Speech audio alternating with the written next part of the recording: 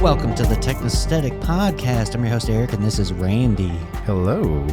Hi. Yeah, we're going to talk tech topics today. We got all the tech. Today. Maybe. All the tech.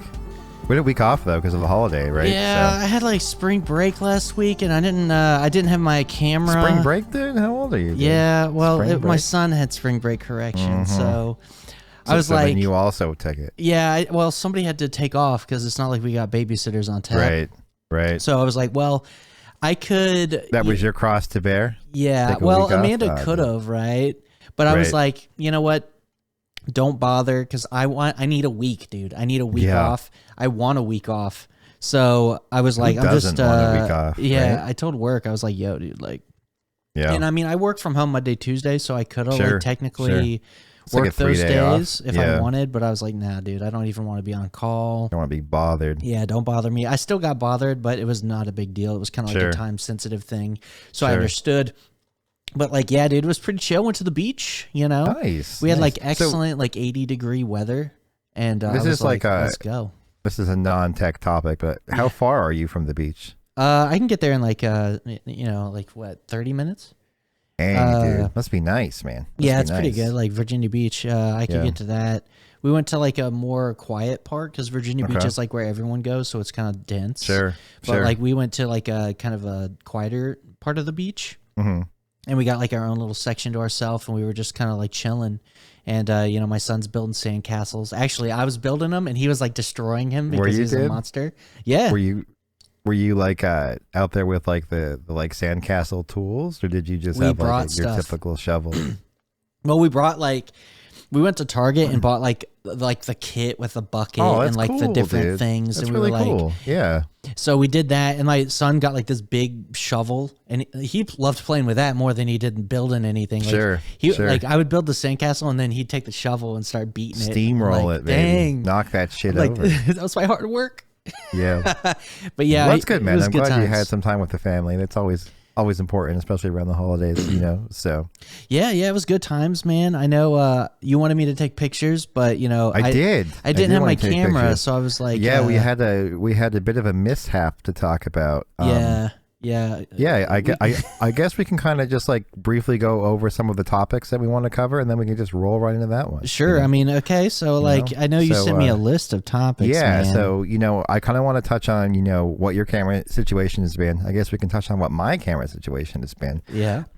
It seems like the hardware and console shortage may be coming to an end. Oh, wow. As you know, Eric and I are quite the fanboys of Tim Apple and what he does over there in Cupertino, and we have WWDC right around the corner. Yeah. So I figured we might talk about some predictions, what we expect to see, what we would like to see, what changes in hardware and software we may think we may think or may not think they're going to announce. Right.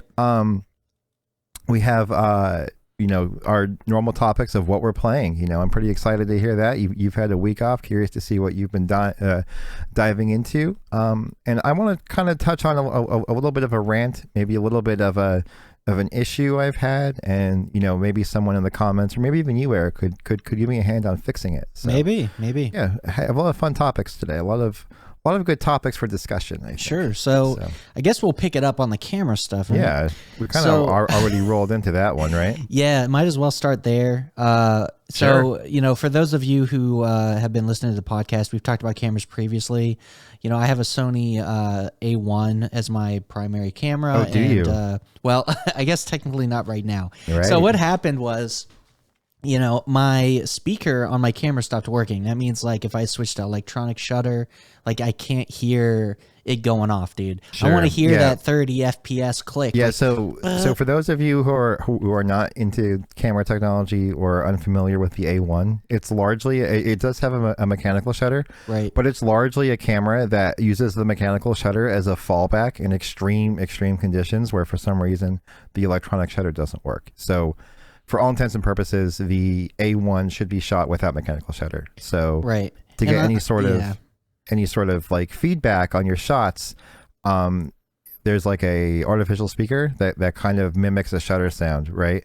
And then there's also like feedback on the viewfinder and stuff. But I believe you were having some sort of issue with your audible feedback. Yeah. Is that correct? Yeah, it's annoying because like I could hear the speaker. Like if I put my ear next to the camera speaker port. I could hear it. It was so quiet, and I had it at max volume.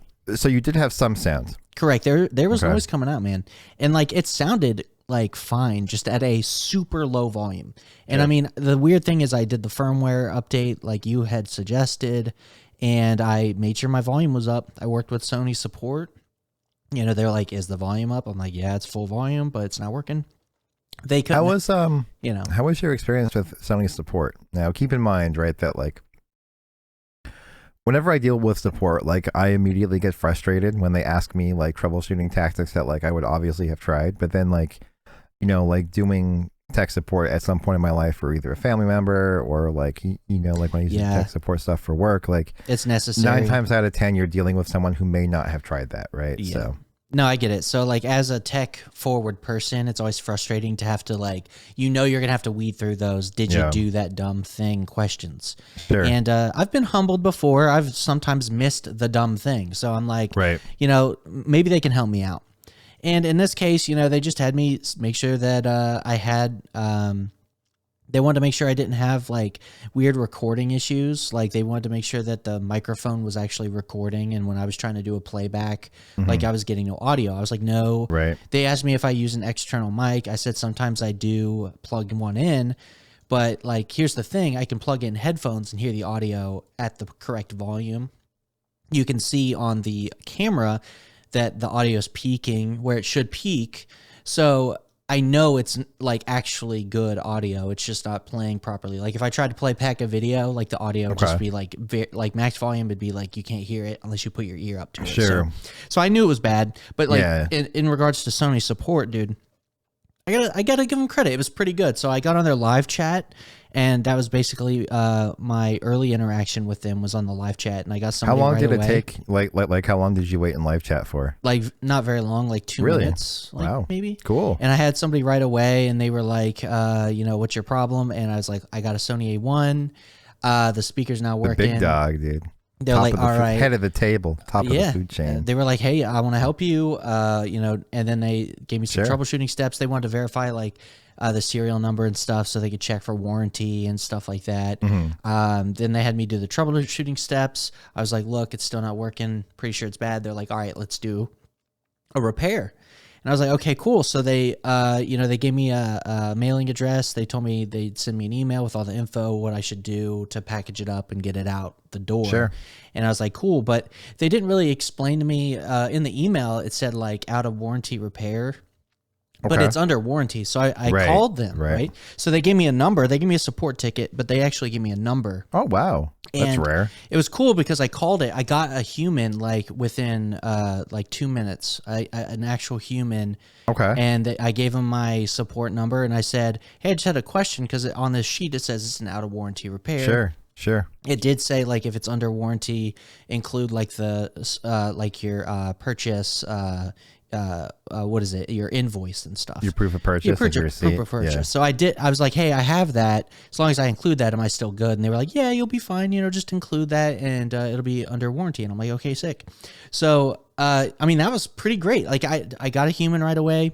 Right. So I think that's pretty good. Like we'll find out. Like I'm not at the tail end of this situation yet. Like when I have the camera back fixed, then I can properly review whether or not it's been a good experience, because until I get it back fixed, I don't know what's going to happen next. They had me send it to like a camera repair company. Okay. And I sent it to them. They sent me an email saying like, hey, we got it. Thanks for choosing us for your repair. And that's the last thing I got from them. So that was last week. So I'm really curious on what's going on with it. And who knows what Sony will do. Like I figured like they might open it up and replace the speaker on it. I don't know. Sure. But like, are they? Do you think they're going to do that? Do you think they're going to solder on a new speaker on this thing? I don't know. Right. So like, I haven't seen an A1 teardown. Yeah. Because these things are like dense inside. Yeah. I mean, like the body feels thick. You know what I mean? Like it's kind of like right. I think the best way to like describe it is like if you pick up an iPhone, like especially a 13 Pro with like the stainless steel frame, like it feels heavy. You know what I mean? Like it feels like it's heavier than it looks, I guess is the best way to put it. So yeah, man. I mean, like I don't know what they're gonna do in that situation. If they're gonna like Lewis Rossman it and give you like a board level repair, or if they're just going to, swap it out. Yeah, I'm really curious because like they really could do anything. I don't know because to open one of these up, I mean, this seems like it's a lot harder than like a typical like laptop repair or something, like just being in. I mean, we know what the problem is basically, right? It seems like it's just the speaker driver. I mean, it could be more, but it could. Yeah, I guess it could be more than just the speaker driver, right? It could be like whatever. The camera works fine otherwise, right? It could be whatever amp situation they have for that speaker, right? On board, because the speaker was producing audio, right? Right, but like just at extremely low volume. Like, I guess theoretically, yes, but like just from having like this is gonna sound really awkward, right? But just from having like those little like those Radio Shack kits, like if you were younger, if you've ever had them, where it's like 1001 machine and it's basically like a breadboard for like a child, right? If your speaker is like sub 5 watts, I don't know if it needs amplification. You know what I mean? So yeah, I don't know. I'm not sure. So, I'm not sure either, but like, if I was a betting man, I would say that it's just a speaker replacement. That's what I would do too if I was presented with that repair. So and it's interesting to me because like, after this happened to you, like I was trying to help you troubleshoot it and stuff. So I was like Google searching and stuff, and like. No one, like I couldn't find any other issue with like in a Sony camera of any variety having a speaker failure. Yeah, it's funny because Amanda, she I told her about this and she's like, it's always you. You always break stuff. And it's true, dude. It seems like I always have like a graphics card failure. I always got like a laptop that goes bad. The same day, didn't you find like some like pixel wear on your C10 as well? Yeah, well, just a dead pixel on the top. Yeah. And I can't even see it now. I'm looking for it, but it's there. I mean, it's 4K panel, so it's like a little tiny dot, dude. Like dust on the screen is more annoying than that dead pixel, but yeah. It's it's always something with me, I swear. So, but like, here's the thing with this camera, I spent like what? How much is our A1s, dude? Like $6,500. So basically, we live in America. I'm not sure what your tax is in Virginia. I know my sales tax is 6%. Yeah, it sounds so. Like it's 6%, so like, I mean, realistically speaking, it's basically a $7,000 camera. Yeah, after tax. So like, and I was like, I want this thing to work like 100%. And if it's still under warranty, I'm going to send it to him. Yeah. And it sucks because now I'm out of a camera. Like I had to pull the old body I use, which was the A7 III. Which is still a very capable camera body, by the way. I mean, it's more than capable for the podcast, right? Yeah. I just can't shoot 8K. I would be happy with an A7 III, So yeah, I mean, a lot of people like that A7 III is still a banger. Yeah, right? for sure, sure. It's so good. Like the reason I got the A1 is I wanted to stay in the Sony camp. I have Sony glass, like the steak sauce, dude. Yeah, exactly. But yeah, I actually, that steak sauce drip, dude. Here's the thing, dude. I want to talk about you because we haven't talked about the podcast. So like, here's the thing. Like a little history is no, we don't gotta go into history, dude. Well, just 2 seconds. 2 seconds. So, like, I wanted the A1. You tried to get me to get the R5 because you had got the R5. And and I was like, no, with my specific needs, I think the A1's going to work. Plus, I already had the A7 III body. So, I wanted to have 2 bodies that could handle the same lenses. E-mount. And E-mount. And so, dude. That was my goal, right? And so, what happened with you recently? You want to talk about? I got an A1. Oh, so it's wild. So it's been 3 weeks. It's we had the podcast, so it's kind of all happened so fast. Yeah, whirlwind. Yeah, because like whirlwind. Here's the thing. He was messaging me, and he's like, "Oh man, look at the Z9. Look at like how many different cameras did you go through before you landed on A1?" So let me give like since we're bringing up the past, all right. Let me go with my history here, okay? So. I've always, and not always, right? But like essentially maybe 7-8 years ago. Okay, let's say that time frame. Sure. I've always been a stickler for quality, right? Like you, I've always been a stickler for quality, and I've never minded paying extra for quality. Right. But about 7 or 8 years ago, I wanted a hobby. I wanted something creative. I wanted a creative outlet. You know, you and I were both in IT. We're both in networking.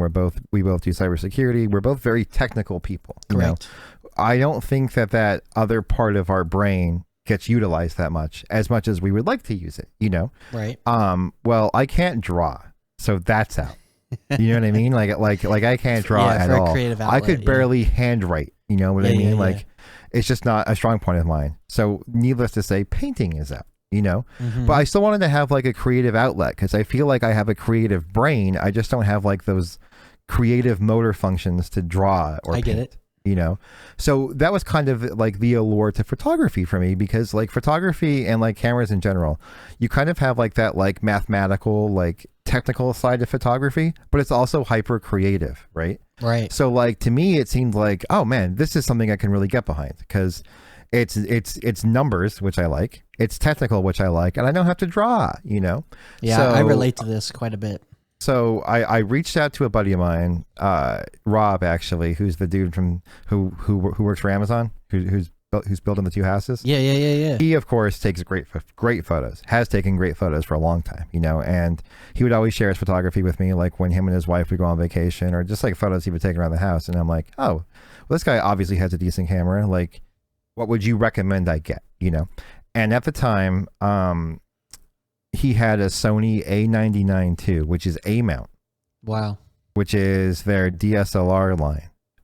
And he recommended that I get a Sony A6000, which is their very first nice APS-C body. Yeah. This is like 7 or 8 years ago. And this was my first actual, you know, like I'll say real camera. That's a good starter real camera. You know, mirrorless. You know, and I loved it. You know, that thing was awesome. I would take photos of it, and then I would play around in Lightroom.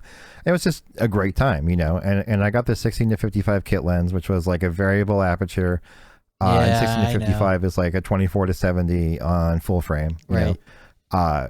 And then eventually got to the point where it was like, oh, you know, like I want something better. You know what I mean? Like I want pictures with like this blurred out background and stuff. So again, I reached out to Rob and I was like, hey man, like what do you suggest I get? And he goes, well, you know, like the A6K is a very capable body. I would get a lens. So so I bought a Sony 35 1.8 APS-C lens for like $349 on Amazon. Okay.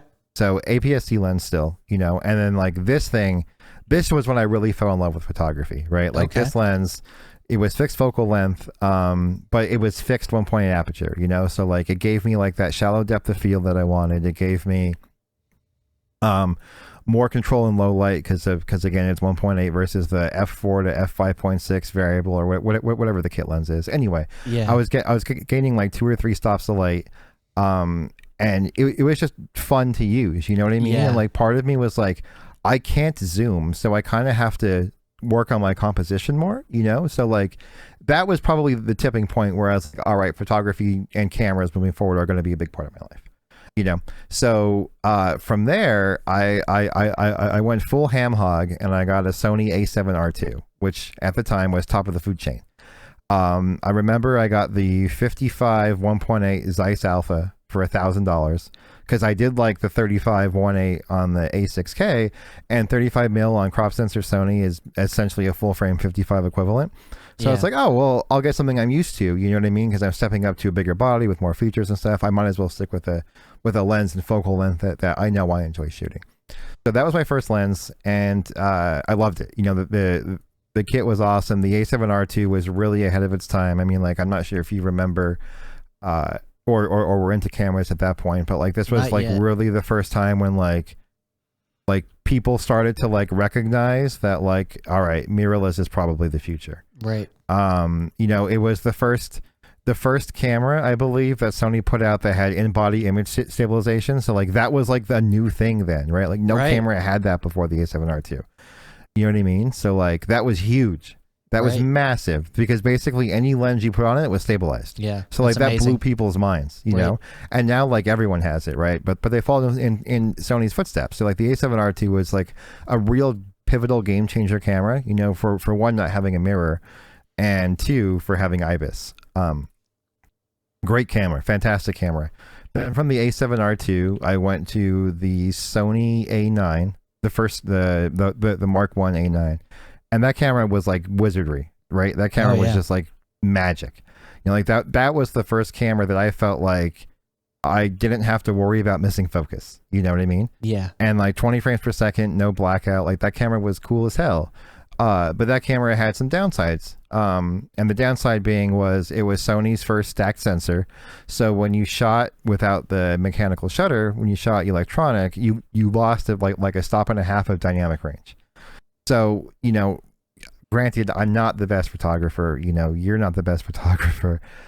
A stop and a half dynamic range, like the photos that like you and I are taking, probably isn't a big deal. Right. But I still knew it was there, and it bothered me. Okay. Yeah, you know what I mean? Like yeah. I'm a weirdo. You know. I get it. So that's kind of when I started like that, like overall like image quality pursuit, right? You know. Yeah. So that's around the time when I contemplated getting the A7R4, if you remember. Yeah.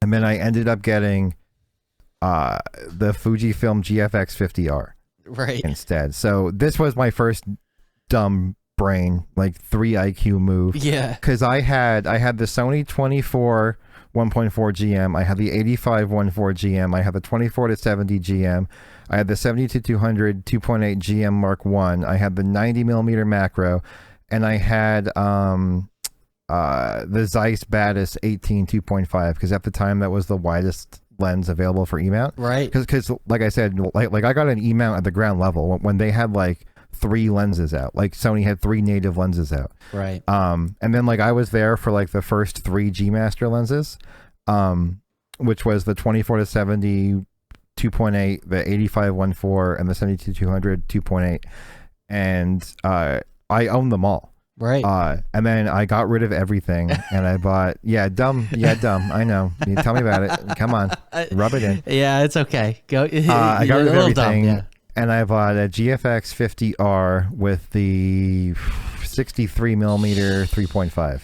Jeez, outstanding image quality. Outstanding. Yeah. Like everything I wanted in image quality, for sure. The problem was it was contrast detect autofocus. It was slow as molasses, dude. It shot like 2 or 3 frames per second, 1 frame per second continuous with a 5-shot buffer. And like I said, it was contrast detect autofocus. Yeah. So you basically got like 1 in 6 sharps or 1 in 6 shots sharp in focus. Damn. In perfect light. If it was like for example, I tried to do some portraits like for like staff photos at work, again, small company, so like if there's a chance for me to do something, I'll do it if I enjoy it. And like just like lowering down the studio lights for strobes, I had to switch to manual focus because the autofocus wouldn't focus in like dim lighting. Right. Oh, jeez. So like I'm like, well, this is a miss for me, right? Right. So then I got rid of the GFX 50R and I got a Fujifilm X-T4. Yeah, what the hell, dude? Going all the way down. It was a dark area. It was a dark time for me, man. It was a real dark time. And you know, the X-T4, I still remember talking to you and you being very fond of it. You know, I still am very fond of it. It is very cool. Like I still am very fond of it. So like, and this is probably sounds like I'm talking bad about Fujifilm and stuff. I love Fujifilm. Like if I had, you know, infinite funds, I would probably also have a GFX 100S. Yeah. Just to have it, you know. Right. But now that I am where I am, maybe I don't know. Maybe I would just get like is still the sweet spot, I think. Well. Here's the thing. So like, if you had unlimited money, if you look at like the lenses that Sony has been putting out since the 135 1.8, like they're just monsters. Like they're just absolute monsters because Sony started to not only care about center sharpness, but to also care about corner sharpness and out of focus element quality. You know what I mean? Like, whereas like you may get lenses that are tack sharp in the center, but you know, they have bokeh, they have chromatic aberration, they have unpleasing onion ring in the bokeh, you know, and Sony's like, no, like in order to make a true proper optic, every part of the image has to be pleasing, you know? Fantastic. So now I don't know anymore, you know, because as you know, I was never really fond of the 24 to 70 2.8 from Sony. Right.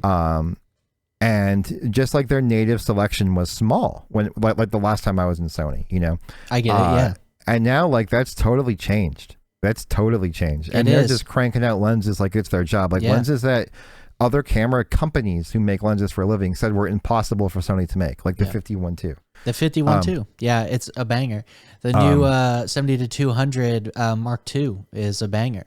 Yeah, it's crazy. Like, I actually read a review. I think Dustin Abbott put it out, which, by the way, if you guys are into like camera lenses at all, I highly recommend Dustin Abbott.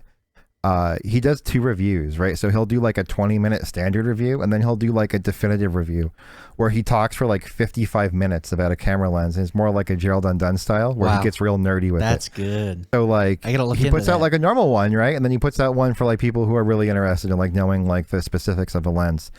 I didn't know this, but the Sony GM 135 1.8, if you guys are familiar with like MTF charts, right? It's like what measures sharpness in a lens. And he firmly believes that the only person who you could really judge MTF charts from is the dude from Lens Rentals, because most people who put out MTF charts get 1 copy of a lens. So like lens invariants may come into play here, you know? Oh, wow. So, but the dude from Lens Rentals will buy like 40 lenses, you know, because he rents them out. Like that's his business. So then he'll test them all. Wow. And like Sony's new lens process has 0.001 deviation between samples. Oh my God. That's amazing. Like that's how great. Tightly knit their manufacturing process is. Yeah. But anyway, Dustin Abbott goes into his video review where he says that the 135 GM made a lot of reviewers rethink the MTF charts because they went to 35, okay? And then the 135 1.8 just capped out at 35. So then they tested it again, raising the chart to 50, and it capped it out again. So they had to raise it to like 140. Right. Before they could actually start to measure it, because it kept capping out the sharpness scale. That's amazing. So yeah, so like that's why people say like the Sony 135 1.8 is like the eye of God, because it's just so incredibly sharp, and there's almost no sample deviation. So like you buy one, that's what you're getting, you know. That's unreal. So I know I'm going off on a tangent. We're probably talking about camera stuff too much for a normal audience, but no, it's okay. I mean, it's our podcast, whatever. We do what we want here, dude. So then my problem with the X-T4, I love the optics. I loved the rendering of some of the lenses. Right. Like their 50mm f1 renders things beautifully. The problem is that camera didn't really catch focus well at f1. And like so the issue with like going to APS-C, right, is like the f1 probably is more like a 1.4 on full frame. Okay, yeah. Or like maybe like a 1.6, probably more like a 1.6.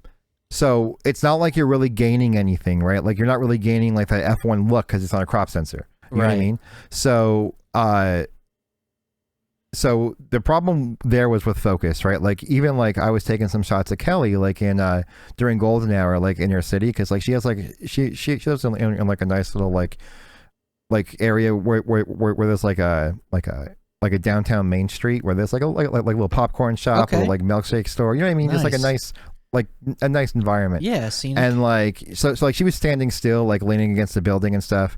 And I would say maybe 30% of my shots were in focus at f1, and none of them I felt were really tack sharp. You know what I mean? Right. Like we're talking about ones that like, all right, I'll edit this one, but the eyelashes still aren't crazy sharp. You know what I mean?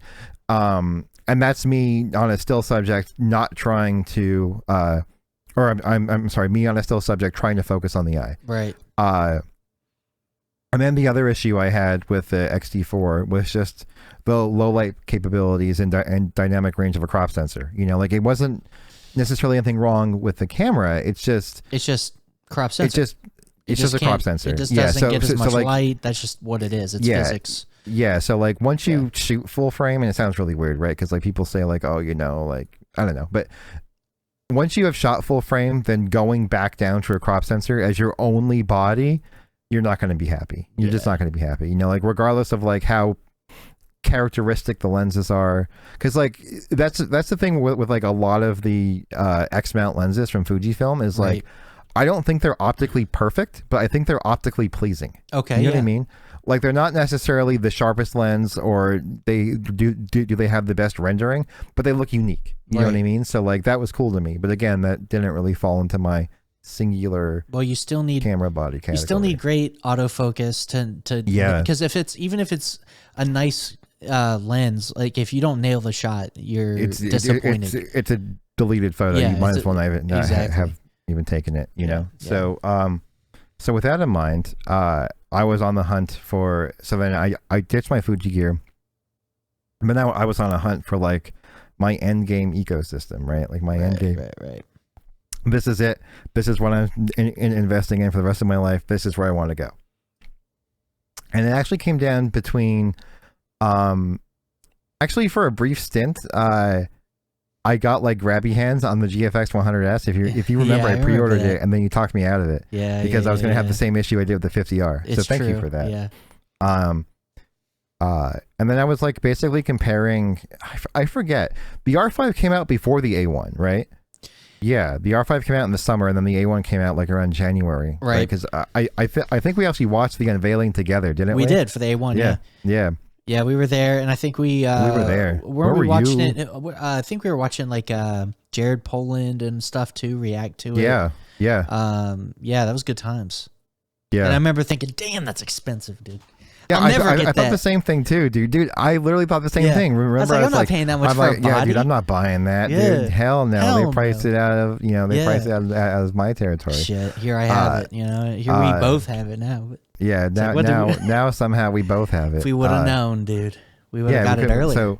So Canon recently came out with the R5, and like at the time, like I wasn't really doing video a lot. I certainly wasn't doing a podcast. I was just looking for basically the best photo top camera. of the line stills camera. Okay. And then Canon was coming out with some pretty interesting glass, like the 20-70 f2, which I owned, and fantastic lens, by the way. Like that lens is reason enough to buy a Canon, in my opinion. Yeah, it's pretty cool. Because that lens is super cool. Just a constant f2 aperture and basically your standard zoom range is pretty crazy. And it is tack sharp, wide open. It's a great product, great lens. The problems that I started to have with the R5, and this is going to sound really, really weird. Maybe not. Maybe. We'll find out. Maybe it will. Well, first and foremost, I started doing a lot more video. Okay. It's true. And like we do the podcast and stuff. So like we're obviously here, chilling, jiving, having a good time. Yep. And the R5 just wouldn't. First off, I couldn't do what I'm doing right now, which is an 8K downsample, because the R5 would just overheat. It would just be done. Right. So for those of you who are watching, Eric consistently makes videos on his A1 and 8K. Yep. My stream has been going now for 48 minutes, and I'm in 8K. You got your screen out, right? I do have the screen out, but I also have the battery grip on, and like it feels a lot cooler, especially like where you grip it compared to where it did normally. Like it's almost. It just feels like mildly warm right now. Like it doesn't feel like it's hot. Nice. So just gonna touch on the podcast briefly. I was never overly happy with the video image quality. Especially using like the HDMI out. Yeah. The other small issue I had, which is a small gripe, is it used mini HDMI, so like it would constantly like wiggle. I hate that. I would have to like gaffer tape it in every time we did a podcast. So that just got really annoying. Yeah. The 30-minute record limit was kind of a kick in the balls. And I think that like the main reason why I actually started to switch is Kelly's sister got married, right?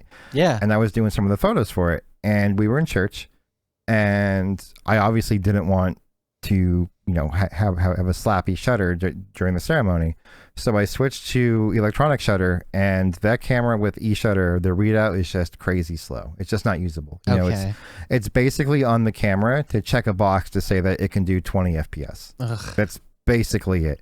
Outside of that, it's totally unusable. You have to use mechanical shutter for everything. Damn. But then mechanical shutter only gets 12 FPS if the battery is charged over 50%. So if your battery is below 50% mechanical shutter, it drops to 8. That sucks. So then Kelly started curling, and I was shooting curling, and like 12 FPS is probably enough, right? But then I was shooting and my battery dropped to like 40%, and I was getting 8 FPS. You know, I still got good shots, but then like I just got that like envy of like 0 blackout, 30 FPS all the time. You know, and I was like, well, maybe I should reconsider what I'm doing here. Right. Okay. Interesting. I did get some lenses for Canon. I had the 20-70 f2, which was again a showstopper lens. I had the 100mm macro, which is a good lens. It's sharp, it's great, but it's nothing.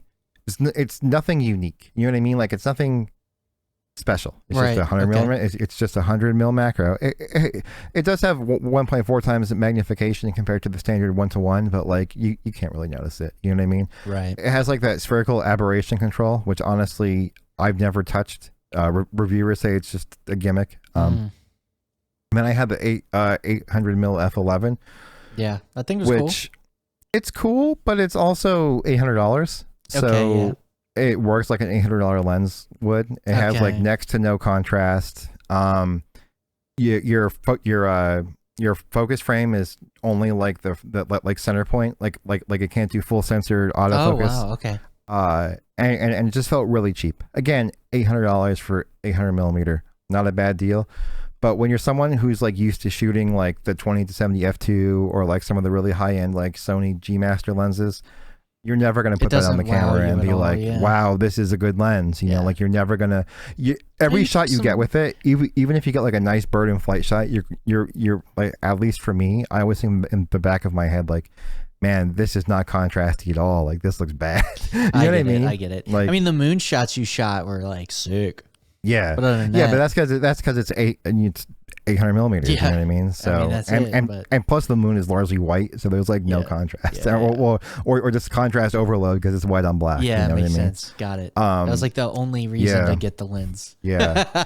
And then you know, like I constantly watch reviews and stuff on YouTube, and then you know, already all of these thoughts are kind of playing in my mind about like maybe I ditch the R5. Oh, and I forgot the big reason, right? Is because it's always nice to I know what the R5 is missing, right? It's missing the autofocus tracking of the R3, the Z9, and the A1. Like it is slightly slower. I mean, let's call a spade. It is slightly slower.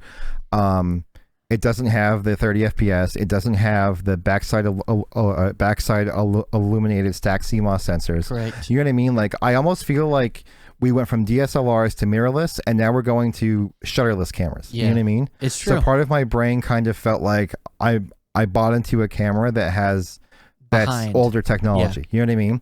And well, I can get the R3, right, and then keep my lenses, but the R3 is only 24 megapixels. It's still, for some reason, in that giant body has a mini HDMI. You know what I mean? Like it still has compromises. You know, so I started looking at in my opinion, the two cameras that are fully no compromise or close enough to no compromise, and that would be the A1 and the Z9. And at first I was thinking like, oh man, the Z9 is kind of a good package, you know, because it's $1,000 cheaper than the Sony, $1,500 cheaper if you get the vertical grip for the A1, which I did get because I do like vertical grips. Right. And it seems like the GOAT, you know, just because it's $1,500 cheaper. But of course, it's sold out everywhere. I couldn't really try it, and a lot of like the Nikon Z-mount lenses, they're good, but they're not special, except for the Noct, right? Except for the Noct. Right. That one's just a complete unique lens. Yeah. But the Noct is an $8,000 manual focus lens. Yeah. You know, so purpose built for like one thing. Right. For basically razor thin, shallow depth of field studio work, right? Yeah, that's it. Or like I think Ken Rockwell in his review said the only person he sees buying this lens is like art museums for like art preservation. Right.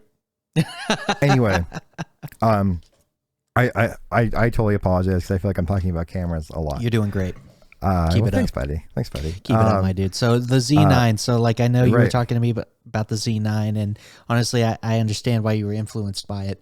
But like, what made you go the Sony route versus the Z9, because I know I talked about the lenses and stuff, and that was a part of it for me. Is I like to have the option of third-party glass. Yeah, and Nikon doesn't really have that. Canon doesn't have that. No, Canon doesn't have that either.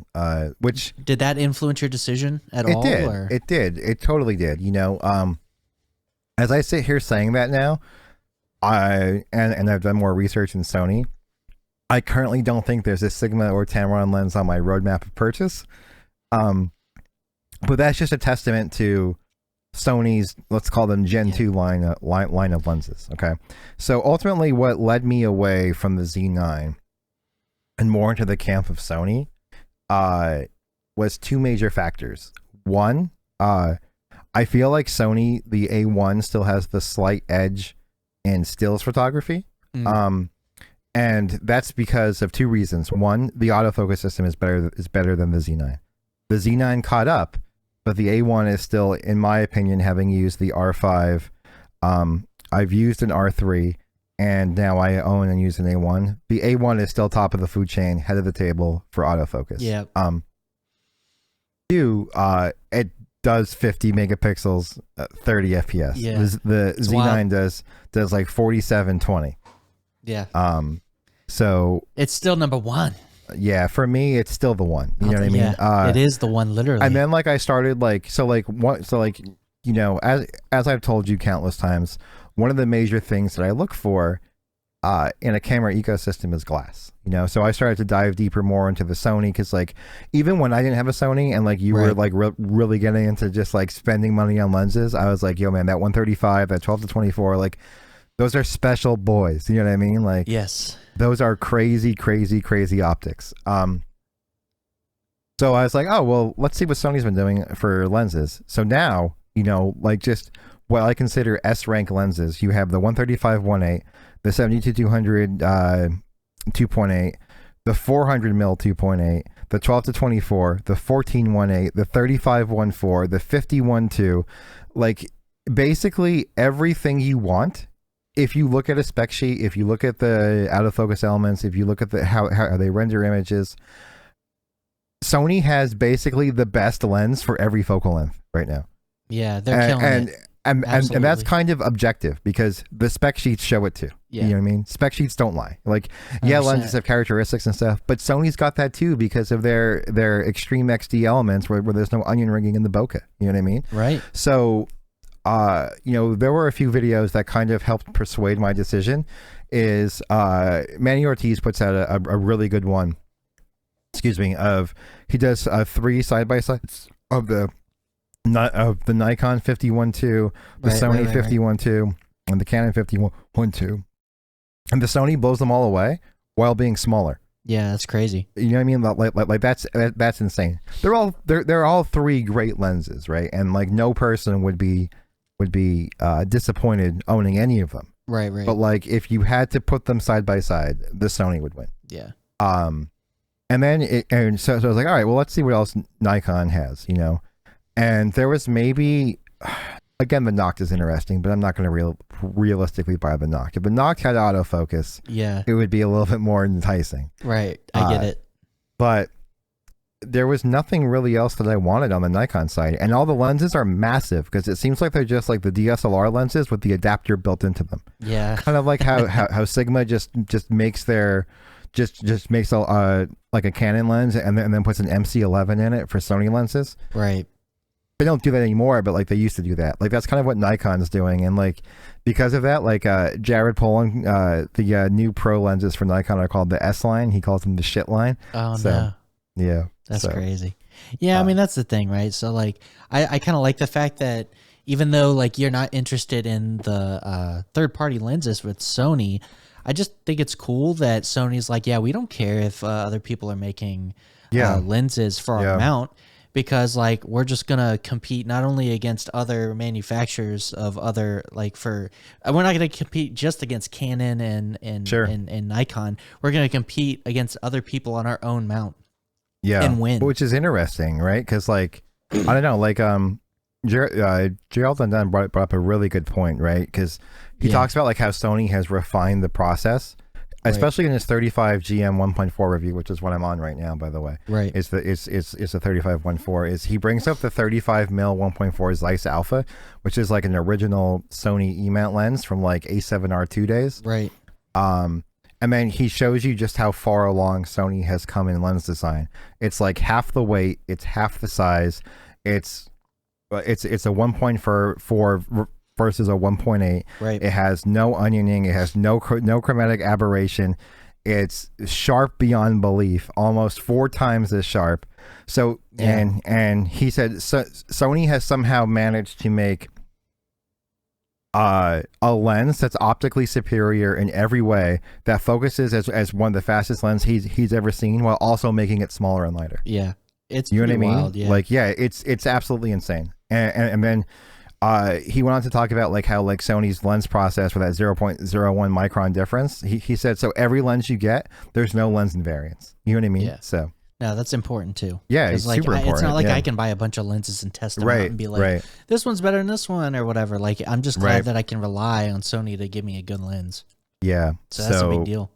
So yeah, for me, you know, like that's kind of, I guess that's kind of where I'm staying, I hope. No, that's good, man. I'm glad the A1's been treating you good. It's been treating me good other than my speaker issue, but we'll see. Hopefully, you know, because you bought the warranties and stuff. I'm not really into buying warranties for anything. I probably could on this camera because it is like an investment and to keep it going. How I am. I mentioned it on the other podcast. Like there's very few items I buy warranties on. Like my phone, no warranty because I have a case on it. You know what I mean? Like it's kind of resilient. My MacBook, I bought a warranty on. Excuse me. My camera body, I'll buy a warranty on for 2 reasons. One, because I don't want to like be afraid to have my MacBook on the bar when like my friends are drinking. You know what I mean? If they spill a drink on it, oh well, it's under warranty. You know what I mean? I don't want to have to like be like, oh, I got to move this over here and not use it. Yeah. In a situation where I want to use it. And the same thing with like my camera body, especially on the A1. Right. You know, it's like we said before. It's a $7,000 body. I don't want to not take photos. I get it. You want to use it like a tool, and sometimes that could mean like getting dirty with your camera, dude. Getting the shot. Yeah, because like Kelly and I go hiking a lot. You know what I mean? So like a lot of times my camera's in my hand, and I'm like gripping a rock with another one. If I lose my footing, I don't want to be like, well, there goes $7,000. Yeah, you know? I know. And it could definitely happen. Like I know I have to kind of I try and baby the A1, you know, as much as possible. But yeah, at the same time, I want to get the shot. I want to get out in the field and get, you know, and interact, and things can happen. So, I understand getting it for the camera for sure. Yeah, which by the way, when I was doing my research, because like there are people online who like, well, look at the Z9, it's a true pro body, it's so robust. You know what I mean? It's got the built-in grip, dude. So like I was like, oh well, maybe there's some like credence to that. You know, like, oh, the A1's so small. But there's actually a clip online. You could find it, dude. It's from the Beijing Olympics, the Winter Olympics that just happened, and a Sony camera goes tumbling down a ski slope, dude. An A1. No like, way. Tumble like lens over body, dude, just rolling. No. And the camera was fine. Oh hell yeah, dude. The LCD screen on the back was cracked and the lens hood flew off. Yeah. But the camera still worked. Oh hell yeah. Like he picked it up and he was taking shots with the EVF until he took it to Sony Repair and they just swapped it out because it was the Olympics.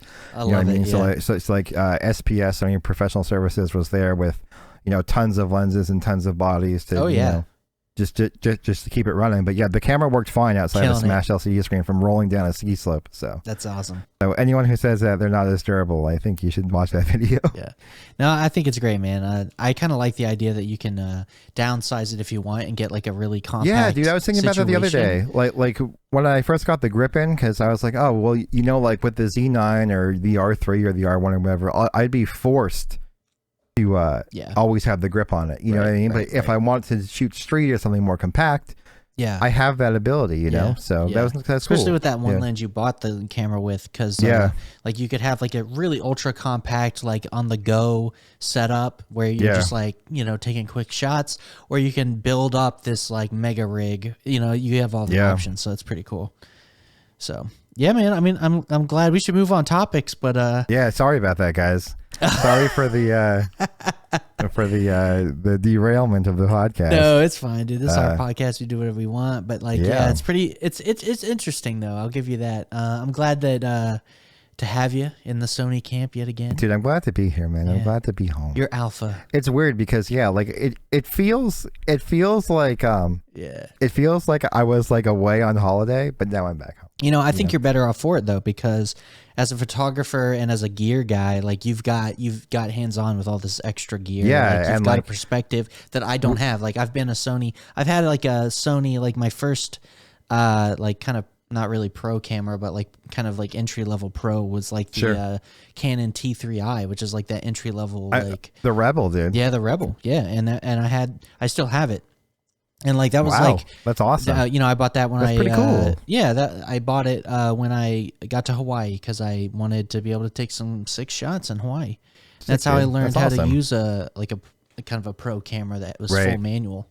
And then, you know, you got me into the mirrorless game and into getting like hardcore with. Dude, I think I got you into Sony. Yeah, you got me into Sony. Yeah, because they're the best. It's like number one. Well, yeah, you were into Sony at the time, and the A7 III was like the banger. You know that everyone was buying. It was like the best value, and so like I've been Sony ever since. And like I don't have the perspective you have with multiple different bodies, different manufacturers. So like, I think it's kind of nice. I've been around, man, and like I came back to Sony.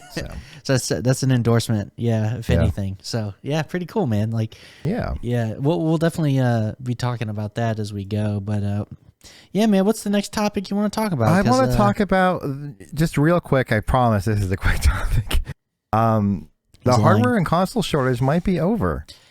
Are you serious, dude? As of recording this podcast, dude, I mean, as of before, when I was like writing down those topics, I could have went to Best Buy and picked up a Series X in store. Oh shit! It does say sold out right now, but I could have gotten one before. What about a PS5 though? Have you seen PlayStation those? 5 is still a little bit behind the times, but there are more coming. Who's the studio that makes Horizon? Guerrilla Games. Anyway, they have reported a increase in Forbidden West sales, and they're directly attributing that to PlayStation 5s being more readily available. Interesting. Which, by the way, if no one has played it, I'm playing through for spoilers into the what we're playing section. I'm playing through Forbidden West right now. It's a 10 out of 10 game. Like it truly is. And it's really unfortunate that its release date got tied in with Elden Ring's, because I feel like Elden Ring kind of overshadowed it. Yeah. But if you're into like those like story driven, just like what PlayStation does really well games, Forbidden West is crazy. Like Kelly's never seen the first one. I played through the first one, and I played through Frozen Wilds as well, which is the expansion for the first one. Right. And Kelly actually likes watching me play Forbidden West. So yeah, it's very cinematic of a game. So I understand that. Yeah. So and like it's a PS5 exclusive, and like she even says things that's like this looks like a Pixar movie, like it's that quality. So if you guys are looking for just like a turn the brain off, I want to escape reality for a bit and not talk to anyone and kind of veg out, I would recommend that game for sure. For sure. Yeah, I have I have the first one, but I didn't play through it all the way. Amanda did. It's great. Yeah. I still wanted to. I was waiting on it to go on like deep sale on PC, and then I'll pick it up. Deep sale. Deep sale, So I just went to Amazon really quickly. I could buy a EVGA 3090 for the Win 3 at retail. No way. Right now, put it on my card. It'll be here tomorrow. Oh shit! Really? Yeah, dude. Look it up. Oh my god! Hold on. Where? Yeah. Amazon? Yeah. Oh my god, dude. Hold on. Let me get that shit, dude. 3090. You said, right? Yeah, I linked it to you as well. Yeah, I see it. Oh my god. Yeah. Well, okay, is that what, $16.99? Yeah. Okay. Yeah, I see it here. Yeah, that's a retail for the Win 3. Yeah. That's a retail. Yeah. Oh my god. That's a retail card. Yeah. Holy shit! I've never seen it. Look at them all, dude. Yeah. Wow, you're sending me all kinds. Yeah, dude. Pick your model, dude. It's over. Don't we have the new card out now or some shit? Yeah, I do want to talk about that, but let's keep scrolling here. Yeah. No, you're good. So check this out too, dude. Here's a 6900 XT below retail. You can get tomorrow. Oh shit! Wow. Okay. And that's AMD's top dog. Wow. That what? Yeah. Dude, what? You can't do that. Yeah, craziness, right? That is crazy. That's wild. So like finally, this might be over and done with. You know, thankfully. Man. You know, I really hope so, because I know that I'm not really in the market for the 3090, but I want the 4000 series best in class card when it comes, and I'm just waiting. Right, I'm just waiting. Right. Because like the 3080 is good, but I don't have enough VRAM, and I need more juice, man. So let me tell you some scary things about juice, because this will tie into the 3090 Ti. Oh no. card speak. Okay. Sure. So 3090 Ti cards are in stock as well from EVGA. Interesting, right? Because no one wants it. No, I don't want it either. No, I'm serious. It's not there. Like here's one at retail. Can you pull it up by chance? Because I want you to go to a specific image if you can. You talking about this new egg one? Yep. So this is retail for this card. No one wants them. Go to. Wait, really? Yeah. Dang. $21.99, man. That's a pricey card, dude. Tell me what's missing, dude. Tell me as someone who is into graphics. Are you sending me a photo? Yeah. Hold on, I gotta download. Tell me what's missing, dude. Hold on, let me bring it in. Can I just no? Hold on, give me a second. I gotta like actually download the image and then I'll put it up so the podcast can see it. Image, there it is. Okay, boop. What is this? Hold on. Okay, what is missing? Where's the fucking... Oh, man, this is a thick-ass card. Holy shit. Is this like 4-slot? It's a 4-slot card. Oh my god. Okay, where's the power on it? Hold on. So, all 3090 Ti's use NVIDIA's 12-pin. Oh my god, is that what that is? So it's hard to see because it's kind of dark. There's your adapter. Now you see me an adapter. Oh my god. So holy shit, is this 8 pins? 3 8-pins. My god. I mean, my 3090 is 3 8-pins, but I have a Strix, right? Yeah. So here's what's interesting in that. So when I was underwater, running the Kingpin BIOS, my card was getting on average what a 3090 Ti overclock gets. So there's a lot of people who did videos because Jacob from EVGA came out and said that they are marking dies because this card is such a cash grab that it's like creating a rift in the community. So this card is basically a 3090, right? Yes. It's basically a 3090. Binned. So it basically has it has like 2 more SMs than a 3090, which is nothing, right? Like going from 82 to 84 SMs is literally not even measurable. It's less than 5%, right? Right. So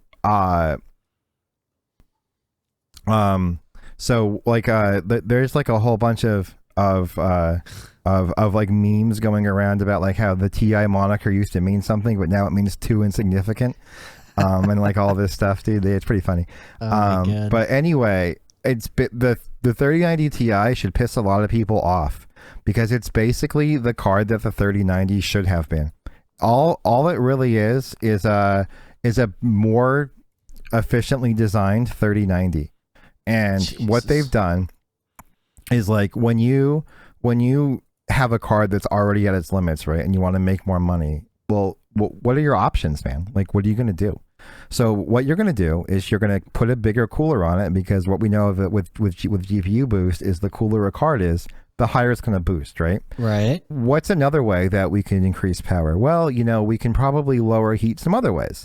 So now, rather than having a dual-sided PCB with VRAM, all the VRAM is on the front side. So there's no back VRAM on the 3090 Ti. Right. So what else could we possibly do to eke more power out of this card? Well, we can increase phases and increase capacitor count so we have cleaner power and more efficient power delivery. Right. So that's all a 3090 Ti is. It is basically a better designed 3090. And people are not happy about it. I mean, I'm not happy about it either, man. This is bullshit. Yeah. I mean, all you're doing is like actually putting in like you're doing the work that you should have did for the 3090. Correct. Like Correct. It's like they deliberately don't design cards as good as they could, Right. Because if they did, right, they couldn't pull this bullshit on us, right? So, it's like it's just insane, and like to be a 4-slot card, oh man, just ridiculous. Like they're like, oh, we got to cool it as much as possible, dude. We need 4 slots. This is wild.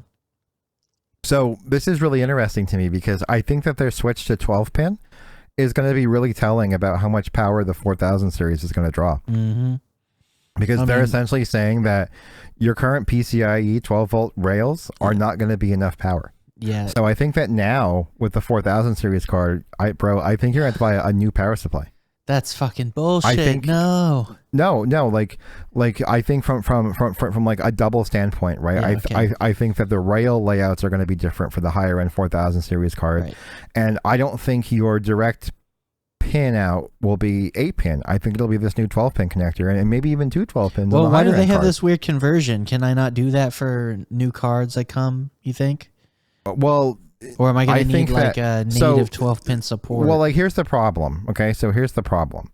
So that 12-pin can support, I believe it's 600 watts, maybe, give or take. So like that's already saturating 3 8-pins, right? Yeah, it's wild.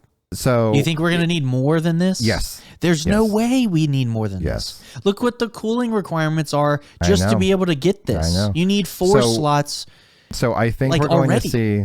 I think we're going to see 4, maybe 5 slot cards, or maybe we're going to see cards with just built-in AIOs. Don't even joke. Just water blocks. There's no way we're going to get 5 fucking slots. There's no way we're getting 5 slow cards. There's no way. There's no way we're getting 5 slot cards. Bro, if I asked you this 4 years ago and I said, yo, they're coming out with the 4 slot card, you'd be like, no, dude. Yeah. No, dude. There's no way. I mean, here's the thing. Do you really think 4000 series is going to be this much hungry? Why would they do that? Because power, because energy equals power, right? Yeah, so, but like, are they really gonna like be dumping all this heat? Like, are they really gonna like have this thermal target for the 4000 series? This is like this to me. This is like a one-off, dude. Like, really? Did you see what their power target is allegedly for the 4000 series cards? I haven't seen anything. Let me see if I can find it, dude. But if they're gonna have more power. Are we changing the process node on this? Like, are we actually changing like your? What are you sending me, dude? What's that TDP say, dude? 800 watt TDP, 4000 rumors. There's no way, dude. There's no way. What am I? I think I'm running like a 1200 watt right now. I have a 1200 watt too. Yeah, I'm gonna have to upgrade. Yeah. There's no way, dude. 800 watt TDP. Oh my god, I can't even imagine these cards. Like, this is bullshit. So like, I'm upset because I was wrong. So it looks like we're going to get 16-pin power connections potentially, and 8 pins. One 8-pin delivers 150 watts.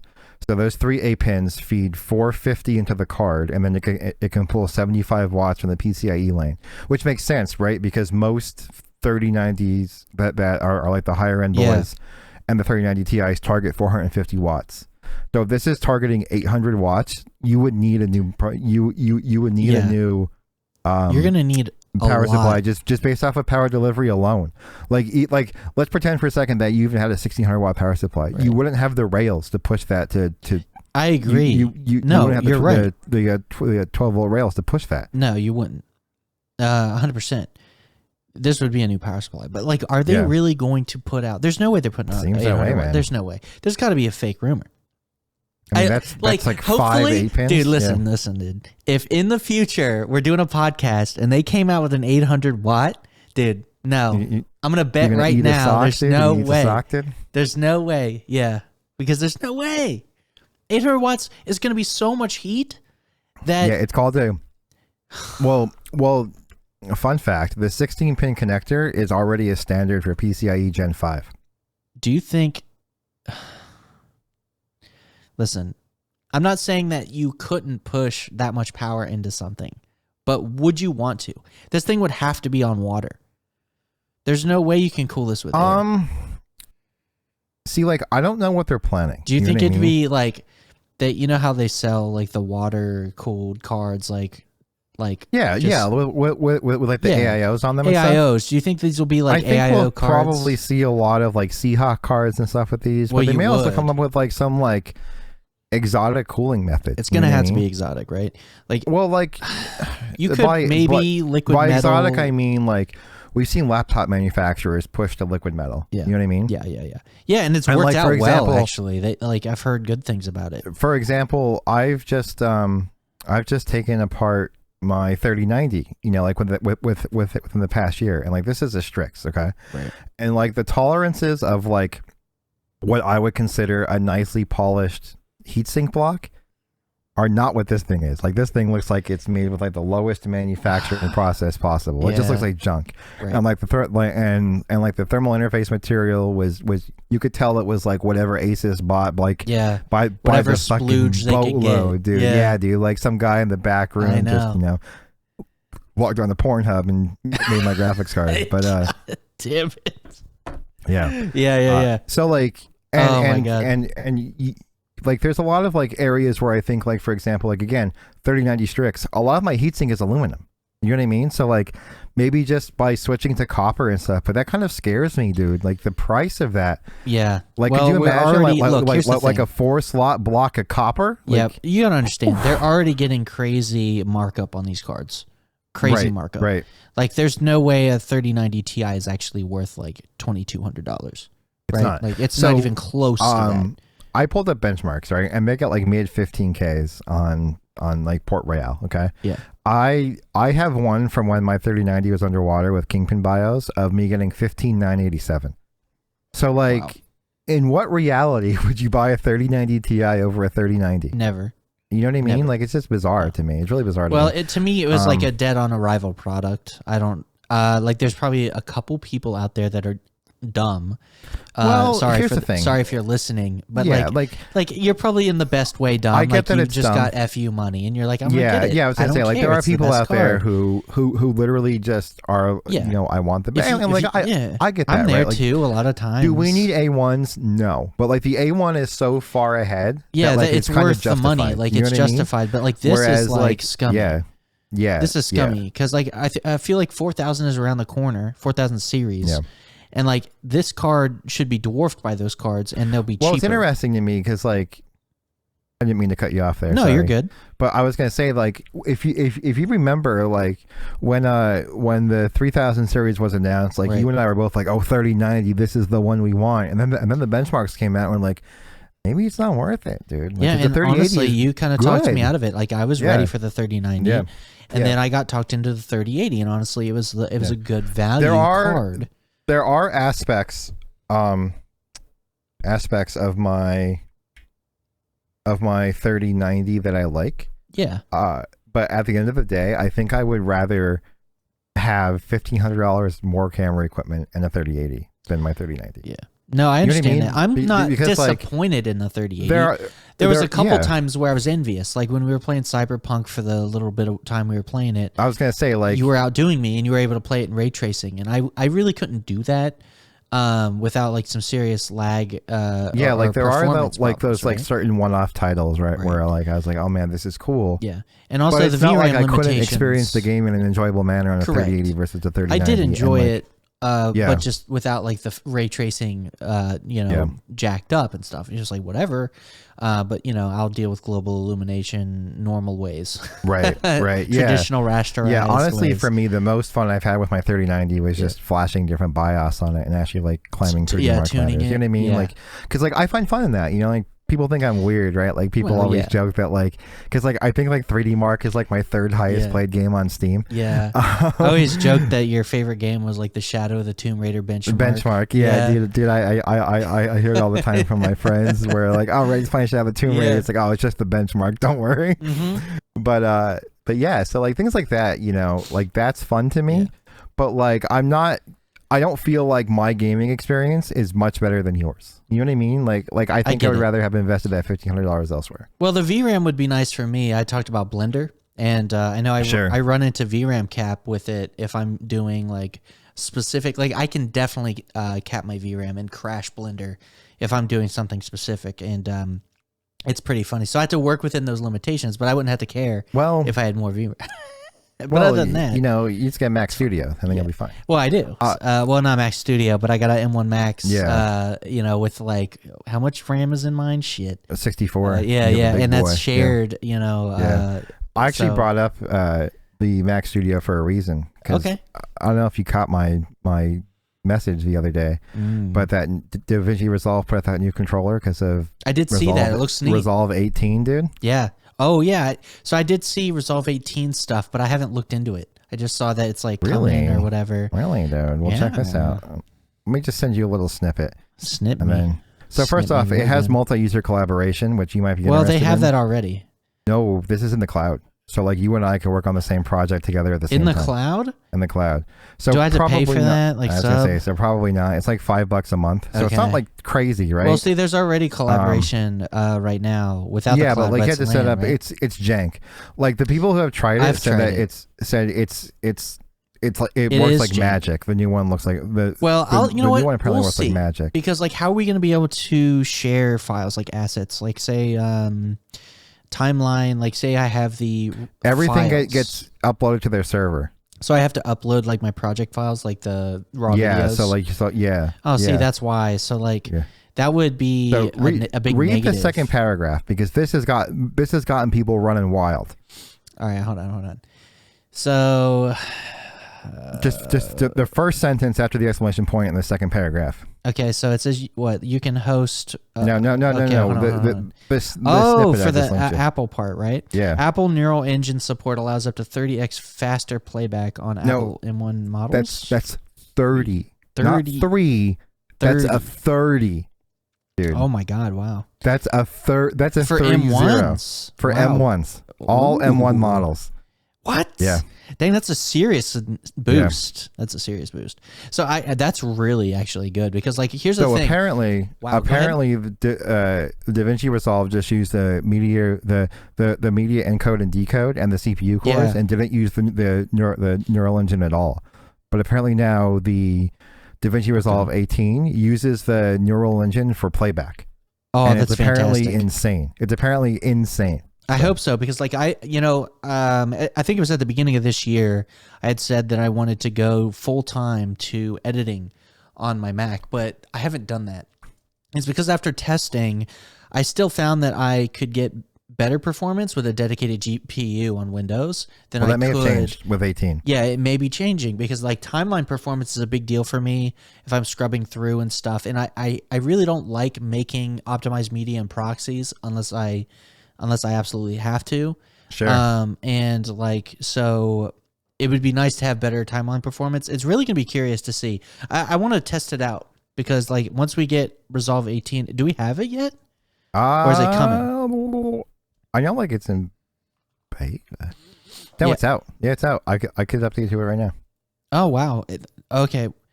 It's not public beta or is beta? I'm curious. Let me see. Black Magic. We just launched Resolve. Yeah, to see if it wants to update. Is it a free upgrade for us, or do we get? It's a free upgrade for us. Oh my God! Free for life, dude. Wait, free download now? Yeah. Oh my God, dude! I'll be playing with this tonight.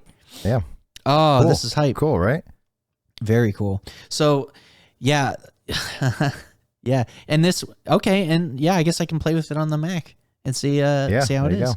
Very exciting. So yeah, because I got to edit this podcast after that, so I'll do it in Resolve 18, but I'll do it on Windows because I already have a workflow. But yeah, which goes into my next issue. Okay, sure. And this is an issue that's only unique to us. Okay, whatever. It is. So, do you ever plug your Mac into your LG? Yeah. How's it look? Well, the scaling's weird. It looks like crap, doesn't it? We talked about this. You know why? I don't remember. So it was the display. It was the scaling problem, right? No, it's something else. So it may also be scaling as well, but it's also something else. So check this shit out. Ready? Yeah, so sure. This is a Mac OS problem, maybe.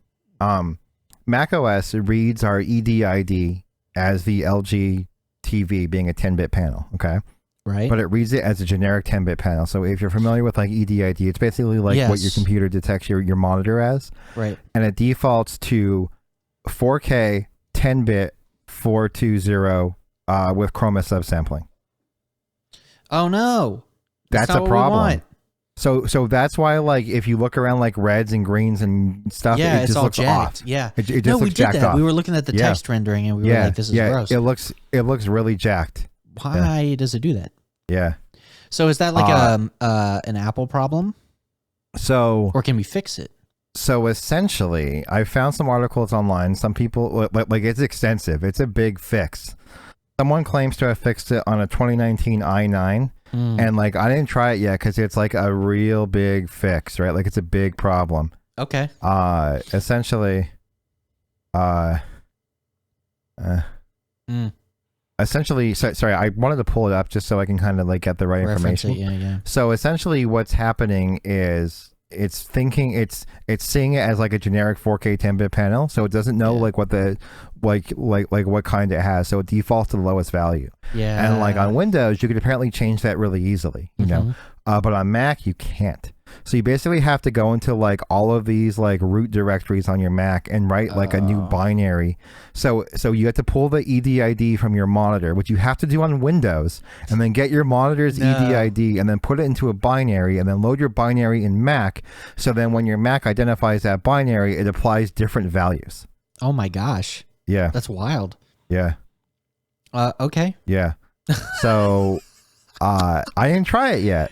But someone says they got it to work on a 2019 i9 model. Yeah. But then I read in the comments that said, try it on my M1 and going to get it to work. So I don't know if that guy like just didn't do it properly or he didn't follow things the correct way.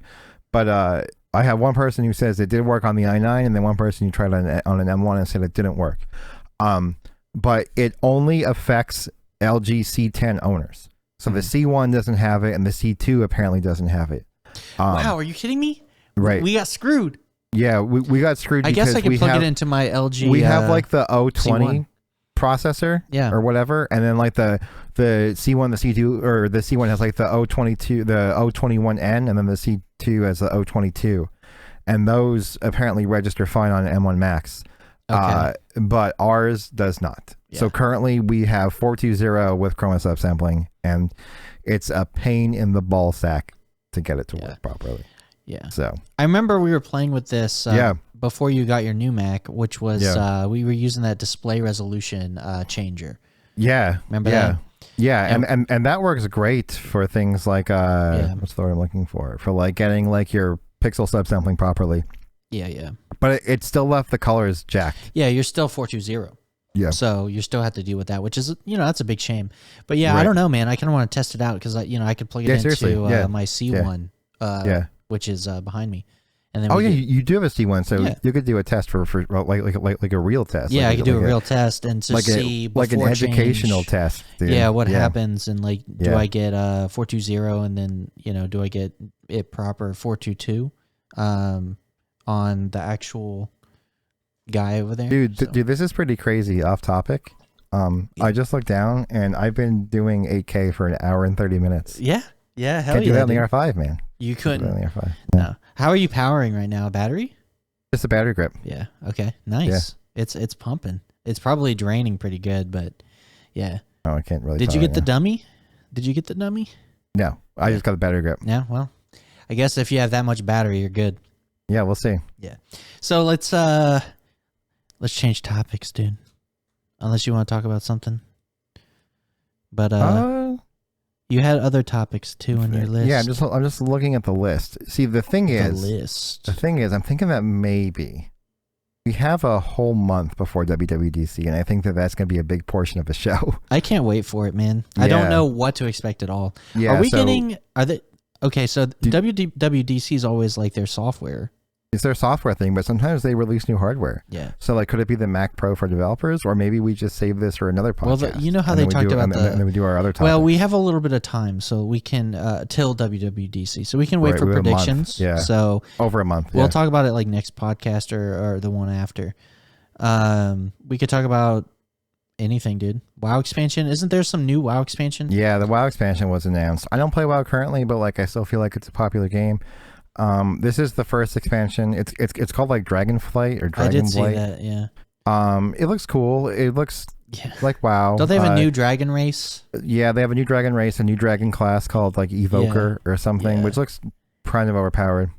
Yeah. They had there was funny people on the Final Fantasy 14 sub memeing it up because they already have dragon people, and they were like you versus the guy she tells you not to worry about meme where they had like the WoW dragon person next to the Final Fantasy dragon person, and the Final Fantasy one looks like way higher fidelity and nicer, but it, more weeb also. But it was pretty funny. It's super interesting. So, like the WoW expansion is did they say anything about it? Dragons. Yeah, so like dragon people. I mean, like they did like the whole unveil, so like you saw a bit of the new zone, you saw a bit of the story, because like this is the first story. Like you may not know this, probably not, but this is the first expansion that actually closes the Chris Metzen timeline. I have no idea what that means. Yeah, so like Chris Metzen like wrote like Orcs vs. Humans. Like basically he started Warcraft, right? Like Warcraft is his brainchild. So like this ends the whole Helm of Domination Arthas saga. So basically everything from Warcraft Orcs vs. Humans, like the RTS, yes, finally ended with Shadowlands. Like that whole storyline was that long. So like this is the first storyline after what you know about World of Warcraft. Oh, that's cool. So like this is the first like step into the future. Yeah. I get it. That's cool. Yeah, so I just hope they fix it, because like the people have been memeing on the writers, like the writing's been kind of bad.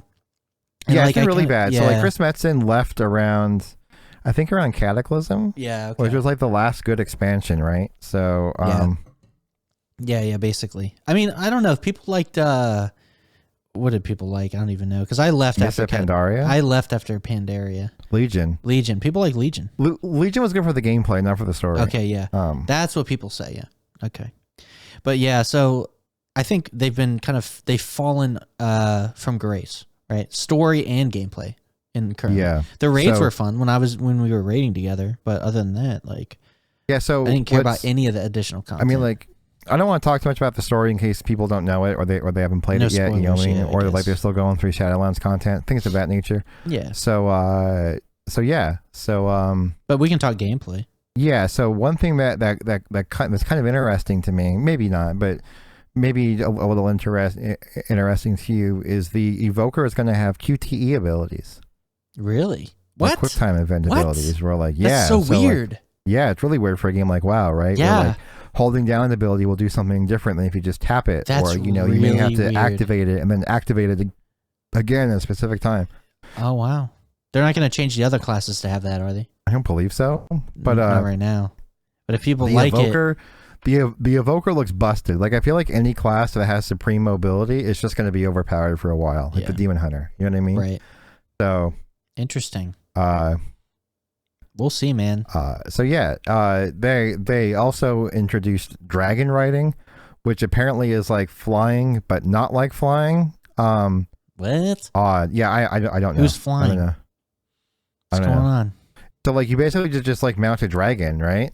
Yeah. So it's like if you flying, have a dragon mount already. Yeah, but like it's called dragon riding. I'm like, oh, you can glide and fly and stuff, and they're like, it's like flying, but not really. And I'm like, yeah, I don't understand what this is. Yeah, that doesn't mean so much. Like, I don't know what that is. It's basically a flying mount, but now it's a skill called dragon riding. I don't know. The new zone looks cool. They didn't tell us too much of the story, the backstory. Basically, like Azeroth is starting to heal, and like it seems like the dragon aspects are coming back to once again protect Azeroth, and that's all I know. So like they're basically. But like that's kind of okay with me, right? Like it's kind of like, oh man, like they're bringing back all the dragon aspects and stuff. Yeah. What? I like that. I just don't know if they can write it in to be. Yeah, so that's kind of what makes it interesting to me, at least, is like, they're saying like, all right, maybe we're not the best writers, but this is a part of Warcraft that everyone liked. Yeah, you know what I mean. Yeah. So like, if they can, if they can establish something, that's still kind of in the world, but you know. Yeah. I mean, here's the thing. I had fun with Shadowlands. I didn't like the grindy content. And I ignored it. For me, I like WoW. Okay. I like MMOs. I like that sense of progression. You know, like I feel like everything I do counts towards something and like makes my character better, you know? Right. And I like the raids, I like the content. I like the lore and stories. That's why I've been playing ESO a lot, just because the lore is really rich there, you know? Yeah. What really ruined Shadowlands for me is just the people you play with, right? Like, that's so important. Our group. Yeah. So, like, if it gets to a point where, like, you don't want to log into a game because you don't want to interact with the people you have to play with to do content, then it ruins the game. And it's not really a fault of the game at that point, you know? But, like, that's kind of why I've been sour on WoW, and that's why I don't play WoW now, is because the group of people who I played WoW with still play WoW together. So if I were to play WoW again, I would fall back into that cycle of hating the game because of the environment I was in. Yeah, I mean, here's the thing. Like, I guess, like, I was lucky, I guess. I kind of didn't interact with them outside the game. And, like, during the raids, they didn't really give me too much shit. Like, every now and again, I'd get somebody with a sly comment or some shit. And I'd have to, like, I know some of these people down. in, like, real life, you know, like, so it's just awkward. Yeah. No, I guess in that case, like, you have, like, kind of you don't want to have beef with people that you have to interact with. And if people are, like, getting butthurt over the game, like, I get it, right? And I only interact with them during the raids. Like, I've had a couple of them, like, on Steam and stuff, like, we've played games together before, but I don't really, outside of, like, unless it's like you're there, like, I'm not really hanging out with them. So like, I don't know, I get it. And that's what sucks, man, because, like, I had fun with you guys. I had fun with you guys. It's fun. Like, but like I wouldn't do it without you, right? Like, so, like, if you didn't want to do it, I wouldn't do it. Like, I did for a short, like, little spurt there. That happened before too. So, like, I met these two really cool guys, and I fell out of touch with them. Unfortunately, it was Cody and Mark, and they were brothers, right? Yeah. And there was basically a falling out in our guild because of just, like, drama as usual, Isn't it funny? And, like, these two people joined the guild. Like I didn't know them, dude. I've never met them in real life or anything. Right. You know what I mean? And, like, they were like, well, if Randy's out, we're out too. Bye. You know what I mean? Like, right. It was just, it's weird. That's what it is, man. Yeah. Well, that's what happens. Like, people form connections in guilds, and sometimes those connections are literally, as soon as, like, they're there for their friends, and if you, like, betray one of them, they'll all leave. And that's just the way it is. That's just the way guilds work. Yeah. There's always little cliques inside of guilds and stuff, and that's what happened. Like, me and my friends will join a guild, and then one of them will leave, and I'll leave, and that's just how it works. Yeah. But I had fun with you, man. Like, I miss raiding. Like, fun times. I to this day, like, I always wanted to raid in WoW. When I was young, I never got to play WoW hardcore because, when it was first out and stuff, I didn't have good internet, and I didn't have a good computer, and, like, there was a lot of good reasons I couldn't play it at the time. Sure. And, like, so even when I did get into WoW, it was, like, hardcore. I first got into it during Frozen Throne, and then Cataclysm was shortly after that. And I played a little bit of Mists of Pandaria. But, like, I got to endgame, but I never did raids. Like, I just didn't know how to start it. I didn't have friends that raided. Yeah. So I never got to do it. And then during Cataclysm, they came out with Raid Finder, and I did that. But it's like not even real raiding. You know what I mean? It's like you're just getting carried, kind of. It's not fun because there's no challenge. You just kind of go through it. Yeah. And so it's just not fun. But, like, you got to, like, get me to raid, and like, for real. And, like, that was awesome. Yeah, dude. Raiding's the best part of the game. And, it like, is. A group of friends who I played with, like, 3 or 4 of them are, like, the best friends I could have, right? But the problem is the, like, extended friend circle, they're just assholes. You know what I mean? Right. So, like, and then it's kind of like that herd mentality where, like, if someone is salty, then, like, everyone gets salty, and then everyone turns into a dickhead. You know what I mean? I get it. So it's just, like, a shitty environment. Yeah, I want good vibes when I raid. So, like, for the longest time, after we killed, Sire or whatever. Yeah, that was great. Like, Sanctum of Domination came out. Calvin and I actually played Horde, just the two of us with some random guild, and it was fun as hell. Oh, nice. There was no drama. We didn't know anyone. It was just me and him chilling. It was a good time. That's cool. And like, that's kind of the experience I've had on WoW, is playing with, like, 1 to 2 friends and then finding randoms is the best experience. Yeah. Because no one knows you on a personal level, so no one really wants to be a dickhead. You know what I mean? Exactly. That was like me when I raided with you guys, because like nobody really knew me, and so I was kind of just the quiet guy. I didn't really speak up until later, and even then I was always quiet. But no one really like was super hard on me or anything. Although I could tell people were getting salty because we weren't clearing certain things. Like you can't have that mentality, man. You have to have that mentality of, we're here as friends. We're doing this together. This is our way of hanging out. Everyone's, adults. We all have jobs. Some of us are married. Some of us have kids. We can't really hang out in person, albeit from distance or other obligations. First and foremost, this should be a way to basically, sit around and kind of relive some of that childhood fun of playing games together. Right. And people are like, and if someone logs in there and it's like, all right, let's get this shit over with. This game is a piece of shit. You're a piece of shit. Oh my God, look at your damage. Are you an idiot? Why did you die there? It takes the whole value of what makes an MMO good out of it. You know what I mean? Like, yeah. No, I know, man. It's a shame that that's the case, because I would still be raiding with you guys if the group was together and it wasn't like. Well, the group is together, but I refuse to play in that group. Well, that's what I mean. Like you're a part of that group, right? Like, well, when if you're not there, I'm not there. Is my thought process behind it. But like, and that's really the problem, because like, I won't do it without you there, because I don't feel comfortable with those guys. Just hanging out with them. Yeah, unless you're there or whatever, because I don't know them, and like I don't even like them, all of them. But like some of them were cool, pretty chill. There was a couple chill guys there. I think States was who? Which one was States? He was the other priest. Yeah, so I liked him. Yeah, we're healer bros.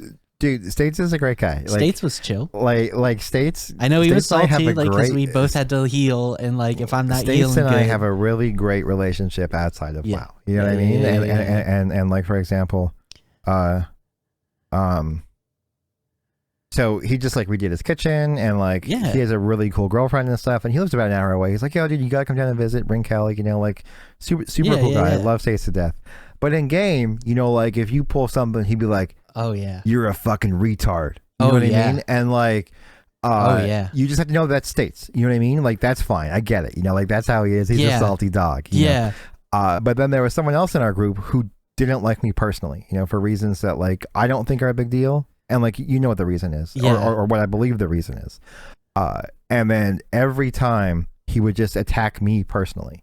Yeah. And then that's the part that guy was the salty guy anyway, over a lot of stuff. Yeah. In the game. And like every time we were having struggles, he was like the first one to speak up. Yeah. And be like upset about it. Yeah. So, but because he's still there is the reason that I won't go back. No, I don't have a problem with him. I still wish him the best. I still hope his life is going well. Well, if he was good, like, to be fair, in the game. I mean, he was good in the game. Numbers wise. He was all right. His numbers were good. He made mistakes, though. I think so. Talking about the same person did? I think we were. Right? Was it the hunter guy? No, it's 2 shots. 2 shots is great. Okay, 2 shots is good. Who's the other guy? Oh, yeah, you sent it to me. Yeah. So I forget what he was playing. He played a different class like every raid. Okay, yeah. Okay, don't worry about it. So anyway, we don't have to get detailed on the podcast, dude. Yeah, your friends are gonna view this.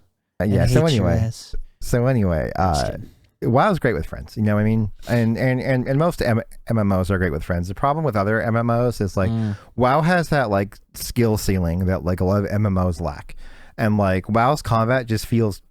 It's so good. You know what I mean? Like it just feels tight. Yeah. I can't tell you how in tune with my class I became by the end of Shadowlands. Like when we were doing Sire on Heroic, I felt like locked in. Like everything was like, it just happened in beats. Like bam, like especially with Disc Priest, it was all like methodical and like calculated, and like you just felt like a god when you were doing everything right. Yeah. And so like that's what I loved about the game. It was just so fun to like master it at that level. It just felt good. Yeah, so I guess, to just put a bow on this whole chapter, like I'll probably check out the new expansion in 2023 when it comes out. But like if you play like if you want to play, I say that you and I play, maybe bring 1 or 2 of your boys and we just find a home. Yeah. Got it. So I mean, I might play it again, man. If there's the opportunity to raid again, then I'll do it. Well, there's always the opportunity to raid. Like I just don't know how to do raids with Randy's. I've never. Well, I mean, I just don't know how to pick up. We're gonna go off topic right now, but like, well, it's fine. I'm in like 9 Discords. I played WoW since I was 14. Yeah, I have tons of connections on here. So if you wanted to raid, like, we could raid right now. No, I mean that's cool, man. I'm glad that you got those, because like I don't know, because like I'm just trying to figure out when I play. Like I played a raid. That's it. Like it used to be dungeon content that I would do, because that was like I knew how to do that. You know what I mean? So that was what I did, is dungeons, like end game dungeons, and get the best gear I could, and then I'm ready for raid, but I don't know how to raid. And like that was as far as I would go. It's like pre-raid. But like after being able to raid, it's like, oh, it's so fun. But I don't want to do the grindy bullshit. Like you were trying to get me to do mythics and stuff, dungeons. Yeah, you got to do those. I was like, I don't want to. They're fun though. I think they're fun, dude. Like they are, but like at the time, I just didn't really care. I think you viewed them wrong. You know, I think you viewed them wrong. They were kind of hard. They're very hard. That's what I mean. Like pushing keys, dude. Pushing keys is probably just as fun as raiding to me. Maybe even more fun because it's a tighter knit group, right? So like trying to beat a timer or trying to rank higher in the leaderboards, and it's they something about you for I don't it. know. I felt like really stressed as disc healing. You should feel really stressed because you're the only healer. Yeah. It was super stressful. The other problem with Mythic Plus, more so than like raids, and again, I feel like we're going down a rabbit hole. I know. We should just. Who cares? But it's okay. Yeah. So to finish my thought is like there's a lot of avoidable damage, and and like that's what makes Mythic Plus exciting is like if someone misses an interrupt. That could be life or death. Yeah. You know what I mean? Right. And like that frustrated me so much as a healer with our group. Yeah, because you were like healing, let's say, you know, some random person missed an interrupt. Could have been me even, you know? Right. But like then it was always the healer's fault. And it's like, bro, that was like 80,000 avoidable damage if you kicked. Yeah. That's not on me. Yeah. You know what I mean? Yeah, that's why I was so frustrated because like I don't know the encounters so well in the mythics, right? Yeah. Like I'd be going in blind and not knowing what I'm doing. And like that would have been a lot of studying for me. As a disc priest, I excel after I know what's gonna happen. And like I felt like I didn't want to go through the like the amount of work it would have took to like get good at doing like it just would. I don't know, but maybe you're right. Maybe I could have looked at it a little bit differently. And like I mean, if I this is a conversation for if we ever want to revisit WoW again, because like I don't want to sit here. I get it. Because I can make 4 podcasts about why Mythic Plus is awesome, and like we could cut it. But just knowing how your brain works, if I walked you down that path, dude, you would dive headfirst in. Yeah. Anyway, part of it is like I kind of just don't have a lot of time. To like you do though. You do. Do I? Yeah, dude. You just play other stuff. Yeah, which is fine. Which I want to be able to. It's great. Though. Yeah. You know, like sometimes the new hotness comes out, you want to play it. It's one of those things that's like you just kind of always have to decide like. I'm going to play WoW maybe like 1 or 2 nights a week. Yeah. And then, that's when we raided like 2 nights a week and like I'm good. But like that's all I could do. But I like really, really tried to make it so my gear wasn't the problem. Like I tried to play like as good as possible with what I got. Unfortunately, you're going to have to do Mythic Plus to like get to the upper echelon unless you do Mythic raiding. But even Mythic Plus is still cool for a few reasons. One, because it's just cool to push keys and to try to get on leaderboards and stuff, but also back in the expansion you played, I think that if you completed a Mythic 20, you get a permanent port to that dungeon. Right. So like that's cool, right? That's cool. Like a permanent Hearthstone to that dungeon. That's really cool. Yeah. So like it's cool. Anyway. Let's Sorry, it's been a while since I talked about WoW, so I'm kind of like into it. But yeah, dude, it's fun. It's fun. It's a good time. Yeah, sorry, podcast, if you're listening and you're like, get off the topic. Dude. Luckily, YouTube has a slider, you know, or whichever podcast app you use. So if you're onto WoW, move on by. If you are, listen, you can slide. You know what? This is on topic, but like, you know how like a lot of podcasts have separate channels for clips? I was like, maybe we should do that. Maybe we should do that because like there's like some like you know waveform podcast. Linus has one. Other podcasters have Lou like Later clip has one from Unbox Therapy, which is interesting because like remember how like you and I like didn't really like the Lou Later podcast? Correct. Right. I actually had a later clip come up in my newsfeed on YouTube, and it was a topic I was interested in. So it was like a 2-minute clip, and I was like, oh, you know, I'll check out what he has to say on this. Okay, and then it was like, oh, I actually kind of like this format. You know, his studio looks nice. Yeah. So it led me to watch a whole episode because the clip. Yeah, and that's really my point. Is like I think we ought to do the clips to reel people in. I think so too. Because think about it, right? Like there's a lot of people that want a specific topics. Techniclip. And Techniclip. That's kind of cool actually. I like that. Yeah. Techniclip. Shit, write that down. Dude, little Techniclip, dude. Don't take it. We didn't get that far yet, dude. Don't take it yet. Anyway, it's pretty good. I think that sounds great. So I think it would be really good because like people are going to be Googling, or not Googling, but YouTube, you know, searching for specific things, and they're going to hit our clips, you know, because if we talk Steam Deck, I'll have a Steam Deck clip, or if we talk about like WWDC, then we'll have like a clip about our hot takes on that. You know, it's like, I think it'd be a good idea. I think it'd be a great idea. Who's going to do it? You could have a clip every time I buy an electronic, return it, and buy something else. Yeah, dude. Well, that'd be a compilation, dude. A big channel of content. Yeah, dude. Oh man, actually, that'd be kind of funny to go back and like historical, like find all the parts where like you get a new phone, and yeah, dude. And you're like, I got the fold, I got the iPhone, I got the fold again. Well, I got the iPhone. Well, for those long-term listeners, still on the green boy, dude. Still on the green. Man, boy. This thing racks focus so nicely, dude. Does. Like, doesn't it? Look at that, dude. That's a nice. It was clean. That's a nice speed, dude. No, it's smooth. It's buttery. I liked it. But no, it's nice. Yeah, it's nice. Like that. Okay, so give me one sentence, dude. Go for it. What irked me about the R5, and like I didn't notice it until I had the A1, was I couldn't change focus speed in video. Oh, so really? like everything was just like I couldn't have it do that nice like focus pull like the A1 does. You know what I mean? Yeah. No, I get it. It was just some robotic. Oh no, dude, you gotta have that smooth. Yeah. And like all of these new XD linear, oh my god, I could just talk about this camera. This is the camera podcast. This is it, dude. This is it, dude. That's gonna be the thumbnail. It's just like the A1 technosthetic, dude. No, it's cameras. You talked about that. You're like, either we do a tech podcast or a camera podcast. I was like, dude. It'll be both. Whatever. Yeah, because I could talk about cameras all day. Apparently, I noticed when you send me element messages like all day. All day. I'm sorry. It's okay. No, it's the new hype. It's the new hype. New camera body hype. I get it. I mean, to be fair, you and I, like, even like in the past, like we can go down a rabbit hole for probably a work shift just talking about cameras. Yeah. No shit. Yeah. Yeah. I mean, dude, I don't even want to imagine if we live closer together. Oh my god, dude. We know I could. You'd be taking pictures all the time because you never do, dude. You'd be dragging me out. You'd be leaving that 12 to 24 at my house because you'd never use it. Like, just leave it there. Dust. You're just collecting dust. Oh dude. my god. Yeah, it's true though. A lot of my camera stuff is collecting dust until I got to send it to Sony. Yeah. God damn it. I mean, we do stuff for our YouTube channel. You know, it's got 1,100 subscribers now on our anime figure one. That's awesome, man. Congratulations. Yeah. So for those of you who don't know, Eric has a pretty successful anime figure channel. like are they like collectible figures? Is that the correct they're scale term for figures. That's pretty cool, man. I mean, they call them scale figures, anime figures. I got like a ton of them, dude. I got his collection is massive. It's a super nice collection. I mean, it's one of those things that's like, I didn't know I was into it, and like I'm still not at that point where I want to invest money into it. Yeah.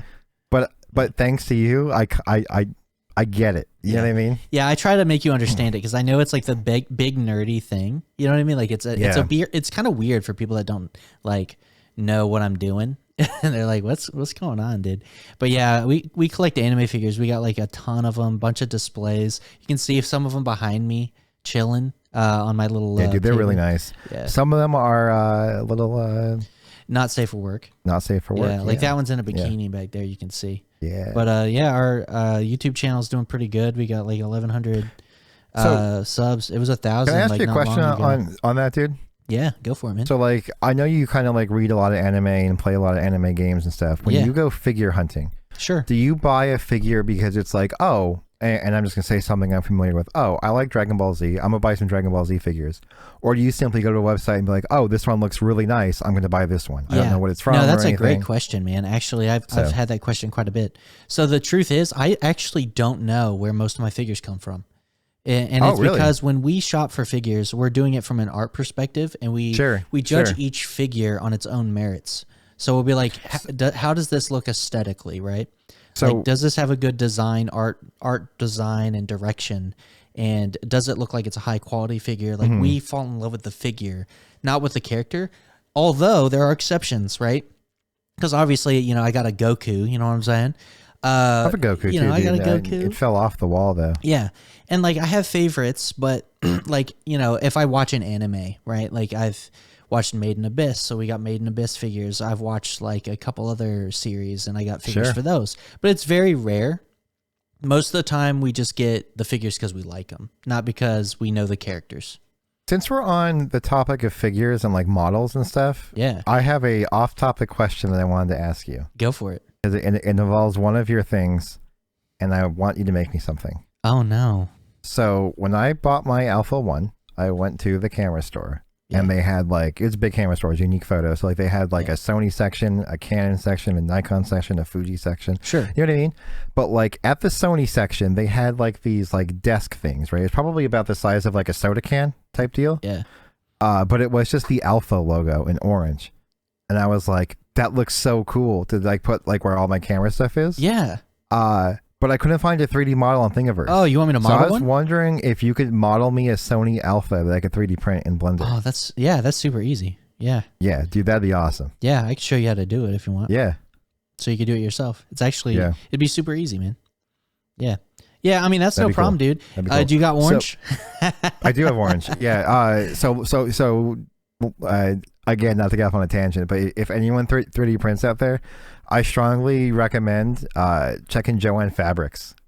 Just like checking their ads. Yeah, you hooked me up. Yeah, because like they sell Polaroid filament there, which is pretty good filament. And like they usually have crazy sales. Like the last sale was like I think it was like 2 spools for $12. Right. So like I literally bought like 35 spools of filament. Wow. And I just keep it in like an a airtight like one of those like big like plastic bins you can get on Amazon that are airtight with like a bunch of like decusant packets, and then I bought like a little like $12 humidity sensor that like I fixed to the case side so I can just look at the case and make sure that my humidity is fine in there. Wow, that's crazy.